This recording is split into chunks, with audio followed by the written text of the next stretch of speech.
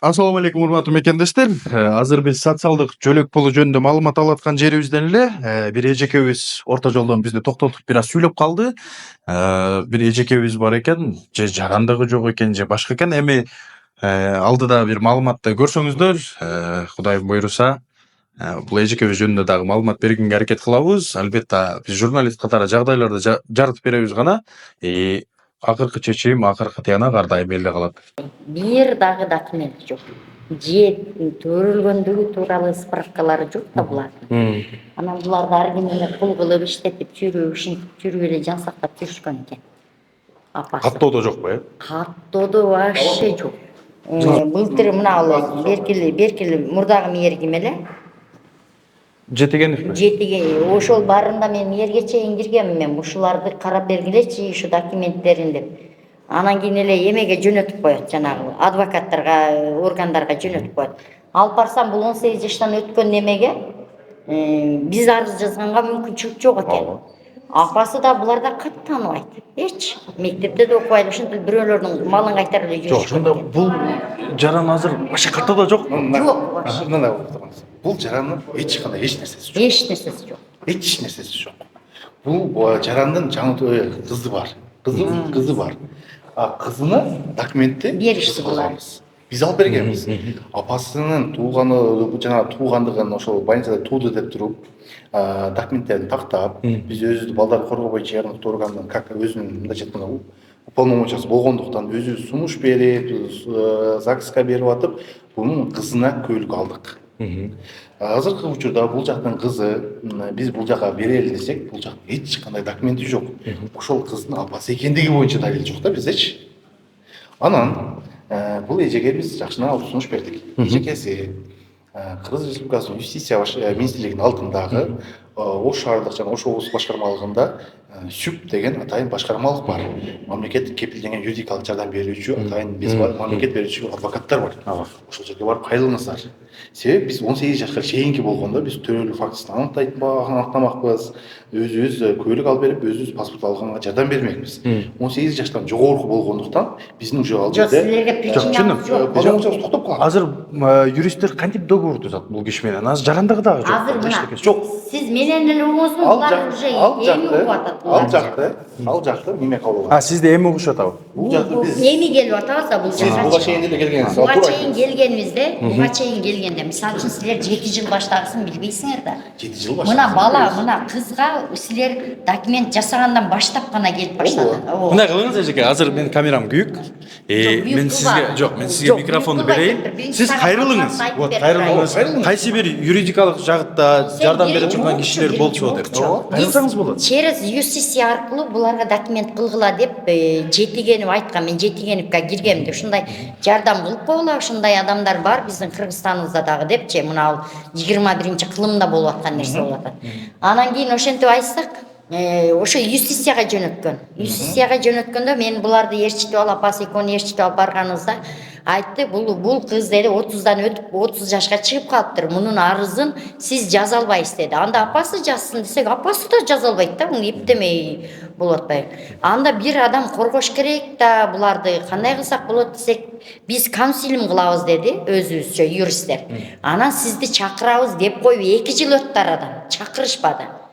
Сиз 2 жыл эмне кылдыңыз? 2 жыл улам кайрылам, жо биз карайбыз, ана мынтебиз деп коет. Ошо менен анан ортодо менин жолдошум каза болуп калып, ал булар менен кирише албай калды. Сиз кимси болосуз бул? Мен эч ким эмесмин, только биздин үйдө жашайт булар. Эч ким. Квартирада жашайбы сиздин? Квартплатты албайм, продуктусу да колунда. Деген жок, токтоңуз эжеке. Кайрымдуулук гана кылабыз. Жок, түшүндүм эжеке. Атыңыз ким? Атым Гүлүш, Гүлипа. Гүлипа эжеке. Мындай да. Бул эжеке сиздин үйүңүздө кантип келип калган? батирде жашайт. Батирде эмес. Батирде эмес. Буларды жанагы Насыр деген немелер, акыйкатчылар барында буларды мурдагы То есть сиздин үйүңүздө жашайт. Болуп жүрген жерде ажыратышкан. Андан кийин кое берген. Сиздин карамагыңызда? Биздин карамагыбызда. Эми түшүндүм. Апасынын учету менин үйүмдө. Кыздыкы да менде эле чыгарып коюпсуздар, кийин. Кайсы кыздыкы? кичинекей кыздыкында мен үйгө учетко коюп садикке сүйлөштүм эле сиздерге өткөнгө чейинчи. Анан сиздер азыр алып коюп атпайсыздарбы? Алганыңыздарга 2 ай эле болду элек да кызды алып койгонго. Эжеке кылган ишиңизди баалайм, жакшылык кылып атасыз. Анысына мен баа бердим. Бирок мен айтып атам, бул эжеке сизге кантип келип калды? Биринчи антакташыбыз керек. Бизге келип калган. Негизи каяктан бул эжеке? Алайлыктар болот экен бул. Алайдан болосуз, Тууган туушкан уруктар барбы? По факту мындай Мынандай экен. дегендей да. Мунун апасына күнөө койдук го баягында. Апасында айып бар экен. Эмне себептен? Рас ушуларды убагында бага албагандан кийин мамлекетке бериш керек эле. Жөн эле жүрө берип, кат сабаты тааныбай калган, окубаган эч жерде документи жок ушу 30-40ка чыккан балдар бар. Эми эч ким баласын таштагысы келбейт да эжеке. Анан жүрдү майли. Ошону кандай ушундай мамлекеттер билбей калат дейм да. Аны ушинтип Ошону мен дагы таң калып атам. Таң калып, мына заманда. Чакыруу бар, башка Ооба бар. да. Эми бул төрөлүшү кандай? Мен ошого чейин түшүнбөй калдым. Ага чейинкисин биз дагы түшүнбөдүк. Мисалы, радомдо төрөлгөнбү? Баласына мындайча айтканда биз баласына бардык документтер кылып бердик. Баласын окууга жайгаштырдык. Азыркы учурда балдарды убактылуу багып алуу жүйбүлөр, фостер деп жүйбүлөрдүн кароосунда тарбиялап жатат. Булар законный кетип атат өзүнө. Анысына маселе жок. Бирок Эжекенин эжекенин өзүчө дегениңизде биздин мындайча айтканда статусубуз жана мыйзамда мүмкүнчүлүктөрүбүз бар. Мүмкүнчүлүктөр 18 жашка чейин гана белгиленип калган. Жок, ал балдарды камсыздоо маселеси боюнча силерде. Мен аны түшүндүм. Биз балдардын полный камсыздап бүттүк. Эжеке, азыр мына 18 жаштан өткөн да. Ооба. Буну кайрылуу тартиптерин силер түшүндүңөр. Азыр юристтерге направление берип атасыңар. Мен эжекеге дагы айтып атам. Жок, биз өзүбүз бардык. Юристке өзүбүз барып, частный адвокатка бардык. Акыры жана ЮССиядан жардам болбогондо частныйга бардык. Мен журналист катары мына камера аркылуу элге көргөзүп гана бере алам да. Мен сизге айтып атам. Кыргызстанда жардам жок болгондон кийин. Мен эмне кылып жардам беришим мүмкүн? Менден кандай жардам берип атасыз? Сенен сурайын дедим эле. Ушуларды ушундай адам бар экен Ташиевке жетсе болобу? Ушуларга мынандай мына мүмкүнчүлүк бар. Мындай башпане болсо болобу ушундайларга бирөөнүн колунда жалдыратпай. Мен дагы до конца бага албайм да буларды өмүр бою. Эжеке, дагы айтып атам. Ошол журналист катары, ошол сиз айта турган жерлерге жетип барышыңызга толук инструмент. Мына эл көрөт, эл угат ошол нерсе. Мына кайда чатка кылды. Мен Эми айтып жардам бере албасам десе, мен будан сырткары кантип жардам беришим Маалымат мүмкүн? Мен жеткирип беришим керек да ошол. ошону айтсам, элге көргөзбө деп атасыз. Жалпы элди. Жок, уялам мен. Жалпы эл көрбөгөндө 3-4 адам. Башка жерде чички дейм. Жок, ошого айтып атам эжеке, мына сизге камерамды сунуш кылдым. Мен сизге микрофонду да сунуп атам. Кайрылыңыз, Кыргызстанда юристтер, тиешелүү структурный адамдар бар. Өзүнүн полномочиясынын деңгээлинде даже жада калса президентке жолуктура турган адамдар бар. Ошондой болсо гана. Ошолор сизди социалдык тармактардан көрсө, балким бул нерсеге реакция береби деген ойдо мен микрофонду сунуп атам. Айтыңыз, жагдайыбыз мындай, ушундай. Ким жардам берсе жардам берсин. Менин кызым эмес, менин абжем эмес, менин тууганым эмес. Мен дагы жардам берген бир катардагы жаранмын. Көңүлдүүлөр жардам бергиңер келсе, ушул номерден мен байланышсаңар болот деп айтсаңыз. Мындай жардам сураганда не болуп калат анда. Мына жардам сурап атат булар. Бизге буларга только мамлекет мындай башпане жардам берип койсо, анан мен дагы мунун документи бүтсө, ушуну майыптыкка чыгарып койсо, ошондой нерселер менен жашайт эле. Бул эмеси дагы эми түшүндүрүп атам, Кыскасы майыптыкка чыга турган кыз да. Майыптыкка чыгарып деп атпаймынбы сизге?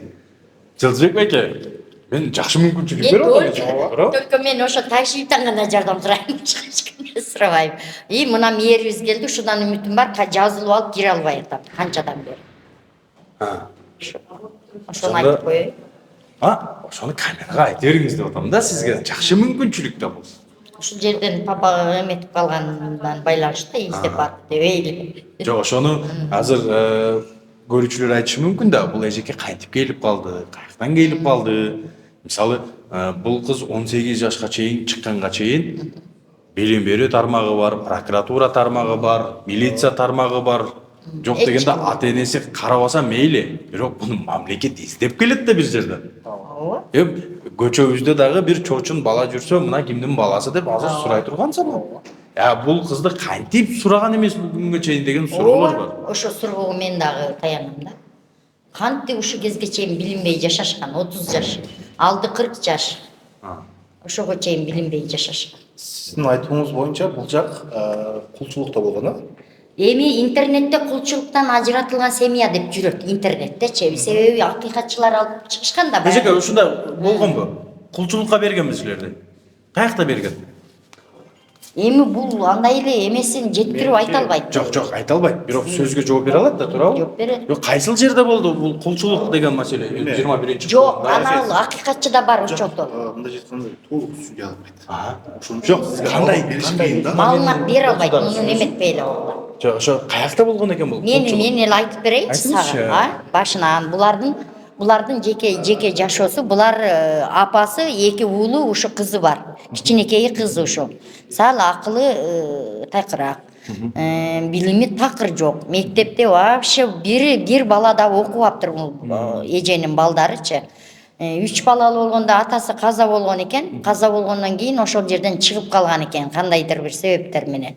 Жок, кулчулук каякта болгон. Анан кийин буларды ар ким эле мондой мал караты, онтип жүргөн экен. Каякта? Өзгөндө жүргөн экен булар көбүнчөчү. Анан кийин кимдир бирөөлөр аркылуу билинип калып, ушул акыйкатчылар барып, анан буларды ажыратып келген. 7 жыл башта ажыратып келген экен.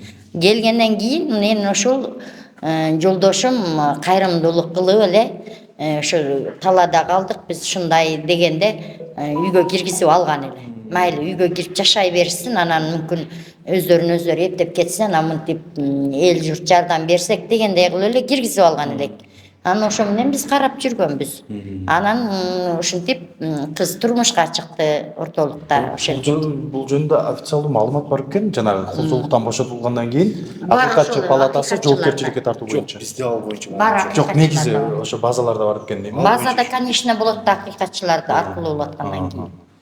Анан ушинтип баш панелери жок. Антип ыйлап отурганын көрүп атасыңар. Сиздин карамагыңызда. Менин карамагымда.